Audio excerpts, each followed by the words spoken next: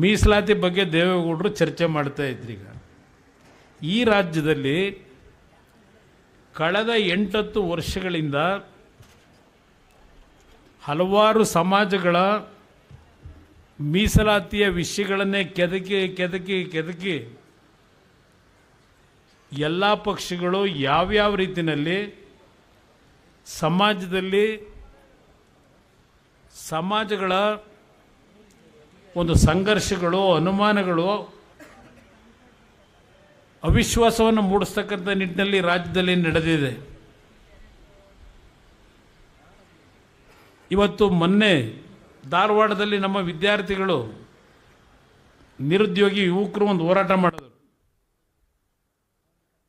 ಅದಾದಮೇಲೆ ಆ ಹೋರಾಟದ ಹಿನ್ನೆಲೆ ಒಳಗೆ ಈಗಿನ ಸರ್ಕಾರ 75,000 76,000 ನೌಕರರನ್ನ ಆಯ್ಕೆ ಮಾಡ್ತೀವಿ, ಕೆಲಸ ಕೊಡ್ತೀವಿ ಅಂತಕ್ಕಂಥದ್ದನ್ನು ಏನು ಹೇಳ್ತಾರೆ, ಅಲ್ಲೂ ಸಹ ನಮಗೆ ಇದೆಲ್ಲ ತೊಂದರೆ ಆಗಿದ್ದಿಲ್ಲ ಅಂದರೆ ಇಷ್ಟೊತ್ತಿಗೆ ಭಾಳ ಜನಕ್ಕೆ ಕೆಲಸ ಕೊಟ್ಬಿಡುವು, ಏನೋ ಒಳ ಮೀಸಲಾತಿದು ಸರಿಪಡಿಸ್ಲಿಕ್ಕಾಗಿದೆ, ಇದೆಲ್ಲ ಸಮಸ್ಯೆಗಳಾಗಿ ಉದ್ಯೋಗ ಕೊಡೋಕ್ಕಾಗಿಲ್ಲ ಅಂತ ಭಾಷಣ ಮಾಡೋರೆ.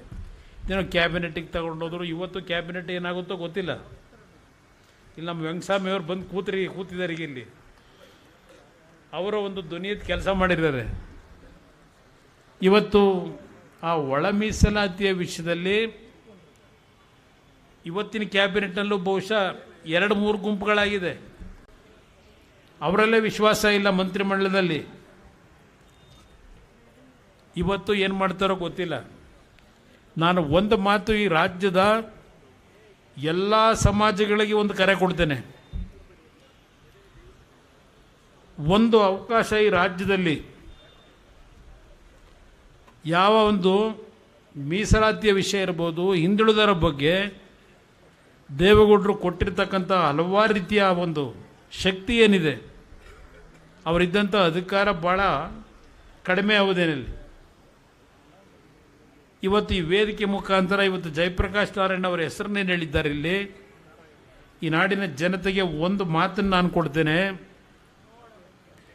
ಈ ರಾಜ್ಯದಲ್ಲಿ ಮುಂದಿನ ದಿನಗಳು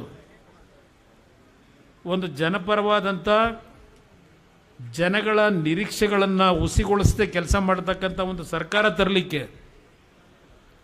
ಒಂದು ಅವಕಾಶ ಈ ನಾಡಿನ ಜನತೆ ಜಾತಿಯನ್ನು ಬಿಟ್ಟು ಒಂದು ಮತ ಕೊಡಿ. ಈ ಮೀಸಲಾತಿಯ ವ್ಯವಸ್ಥೆಗಳಲ್ಲಿ ಹಲವಾರು ರೀತಿಯ ಗೊಂದಲಗಳನ್ನು ಸೃಷ್ಟಿ ಮಾಡಿ ಪಾಪ ಅಹಿಂದ ನಾಯಕರು ಅಂತ ಹೇಳ್ತಾರೆ.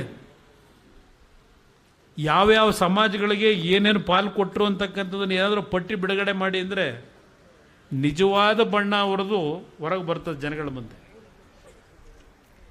ನಾನು ಯಾತಕ್ಕೆ ಇವತ್ತು ಈ ಮಾತು ಹೇಳ್ತಾ ಇದ್ದೇನೆ, ಇಲ್ಲಿ ಓಡಿ ವಿಜಿ ಇವತ್ತು ಈ ಪಕ್ಷಕ್ಕೇನು ಸೇರಿದ್ದಾರೆ ಒಂದು ಹಿಂದುಳಿದ ವರ್ಗದ ಸಮಾಜದಿಂದ. ಆ ಹಿನ್ನೆಲೆಯಲ್ಲಿ ನಿಮ್ಮ ಗಮನಕ್ಕೆ ತರ್ತಾ ಇದ್ದೇನೆ, ನಮ್ಮ ಪಕ್ಷಕ್ಕೆ ಜಾತಿ ಇಲ್ಲ. ಇವತ್ತು ನಮಗೆ ಬೇಕಾಗಿರೋದು ದೇವೇಗೌಡರು ಹೇಳಿದಂಥ ರೀತಿಯಲ್ಲಿ ಎಲ್ಲ ಸಮಾಜಗಳು ಒಂದು ಅಣ್ಣ ತಮ್ಮನ ರೀತಿಯಲ್ಲಿ ಅನ್ಯೋನ್ಯವಾಗಿ ಬಾಳ್ತಕ್ಕಂಥ ಒಂದು ಕರ್ನಾಟಕ ಸರ್ವ ಜನಾಂಗದ ಶಾಂತಿಯ ತೋಟ ಆಗಬೇಕು ಅಂತಕ್ಕಂಥದ್ದು. ಇವತ್ತು ಬೆಳಗ್ಗೆ ನಮ್ಮ PS ಸತೀಶ್ ಇಲ್ಲಿಂದ ಕೂತಿದ್ದಾನೆ. ಒಂದು ವಾಟ್ಸಪ್ಪಲ್ಲಿ ಯಾರೋ ಒಬ್ಬರು ಸಂದೇಶ ಹಾಕಿದ್ದ. ನಮ್ಮ ಸತೀಶು ತೋರಿಸ್ದ ನನಗೆ. ಆ ವಾಟ್ಸಪ್ಪಲ್ಲಿ ಏನಿದೆ ಅಂದರೆ, ಕುಮಾರಸ್ವಾಮಿ ಅವರು ಜಾತಿವಾದಿಗಳಲ್ಲ, ನಾನು ಜಾತಿವಾದಿ ಅವರೆಲ್ಲ ಅಂತ ಅಂದ್ಕೊಂಡಿದ್ದೆ. ಒಂದು ಬಾರಿ ನಾನು ಅವ್ರ ಮನೆಗೆ ನನ್ನ ಸಮಸ್ಯೆ ಹೇಳಲಿಕ್ಕೆ ಹೋದೆ. ಹಲವಾರು ಜನ ಇದ್ದರು. ಎಲ್ಲರ ಕಷ್ಟ ಸುಖಗಳನ್ನು ಶಾಂತಿ ಚಿತ್ತದಿಂದ ಕೇಳ್ತಾ ಇದ್ದರು.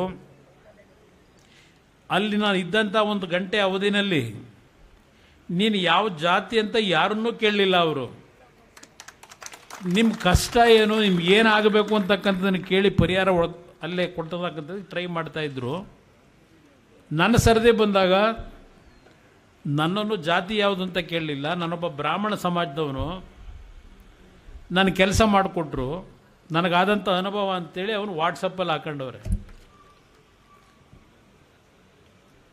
ಇದು ನಾನು ಯಾಕೆ ಹೇಳ್ತಾ ಇದ್ದೇನೆ, ನಾನು ಆಕಸ್ಮಿಕವಾಗಿ ರಾಜಕಾರಣಕ್ಕೆ ಬಂದವನು, ನಮ್ಮ ತಂದೆಯವರ ಮಾತುಗಳನ್ನು ಕೇಳಿದೆ.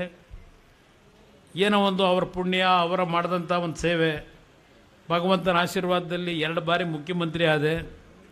ಪಾಪ ನೆನ್ನೆನೂ ಅಲ್ಲೆಲ್ಲೋ ಮಾಗಡಿಲಿ ಯಾರೋ ಹೇಳವ್ರೆ, ನೀನು ಸಾಕ್ಷಿ ಗುಡ್ಡೆ ಕೇಳ್ತಾರೆ. ನಾನು ಎಲ್ಲಿಂದ ಸಾಕ್ಷಿ ಗುಡ್ಡೆ ತರಲಿ? ನನ್ನ ಸಾಕ್ಷಿ ಗುಡ್ಡೆ ಈ ರಾಜ್ಯದ 6.5 ಕೋಟಿ ಜನ. ನಾನು ದೊಡ್ಡ ದೊಡ್ಡ ಕಟ್ಟಡಗಳನ್ನು ಕಟ್ಟಿ ನಾನು ಸಾಕ್ಷಿ ಗುಡ್ಡೆ ತೋರಿಸೋ ಪರಿಸ್ಥಿತಿಲಿ ಇಲ್ಲ ನಾನು. ಪಾಪ ಹೇಳಿದ್ದಾರೆ ನೆನ್ನೆ, ಅದೆಲ್ಲ ಅವ್ರ ಬಗ್ಗೆ ಚರ್ಚೆ ಮಾಡೋದು ಅನವಶ್ಯಕ ನನಗೆ. ಅದು ನೋಡಿದ್ರೆ ಅದು ಆ ಮಾತುಗಳಿಗೆ ಉತ್ತರ ಕೊಡ್ತಕ್ಕಂಥದ್ದಕ್ಕೆ ಯೋಗ್ಯವಲ್ಲದೆ ಇರ್ತಕ್ಕಂಥದ್ದು. ನಾನೇನು ಕೆಲಸ ಮಾಡಿದ್ದೇನೆ ಅದು ಈ ನಾಡಿನ 6.5 ಕೋಟಿ ಜನತೆಗೆ ಬಿಡ್ತೇನೆ. ನಾನು ಅದಕ್ಕೋಸ್ಕರ ಹೇಳ್ತಾ ಇದ್ದೇನೆ ವೇದಿಕೆಯಲ್ಲಿ, ಇನ್ನೂ ಒಳ ಮೀಸಲಾತಿ ವಿಷಯದಲ್ಲಿ ತೀರ್ಮಾನ ತಗೊಳ್ಳೋಕ್ಕಾಗದೇ ಇರತಕ್ಕಂಥ 8 ವರ್ಷ ಮುಖ್ಯಮಂತ್ರಿ ಆಗಿ ಪಾಪ ದೇವರಾಜ ಅರಸು ಅವರ ದಾಖಲೆಯನ್ನು ಮುರಿದಾಕಿ ದಾಖಲೆನ ಇವತ್ತು ರಾಜ್ಯ ಆಳ್ತಾ ಇದ್ದಾರೆ. ಎಷ್ಟು ವರ್ಷ ಬೇಕು ನಿಮಗೆ? 8 ವರ್ಷ ಮುಖ್ಯಮಂತ್ರಿ ಆಗಿದ್ದೀರಲ್ಲ. ಈ ರಾಜ್ಯದಲ್ಲಿರ್ತಕ್ಕಂಥ ಆ ದಲಿತ ಸಮಾಜದ ಬಂಧುಗಳು ಇವತ್ತು ಅವರ ಒಂದು ಮೀಸಲಾತಿಯ ಬಗ್ಗೆ ನಡೀತಾ ಇರ್ತಕ್ಕಂಥ ಈ ಗೊಂದಲಕ್ಕೆ ಎಷ್ಟು ವರ್ಷ ಬೇಕು ಸಿದ್ದರಾಮಯ್ಯನವರೇ ನಿಮಗೆ ಕೊಡಲಿಕ್ಕೆ? ಇದನ್ನು ಕೇಳಲಿಕ್ಕೆ ಬಯಸ್ತೇನೆ ಸಿದ್ದರಾಮಯ್ಯನವರಿಗೆ. ನಿಮ್ಮ ಅಧಿಕಾರ ಉಳಿಸ್ಕೊಳ್ಳಿಕ್ಕೆ, ನಿಮ್ಮ ಅಧಿಕಾರದ ಲಾಲಸೆಗೆ ಮಾತೆತ್ತಿರ ಅಹಿಂದ ಅಂತೇಳಿ ಬೇಕಾದಾಗ ಅಹಿಂದ ಹೇಳೋದು,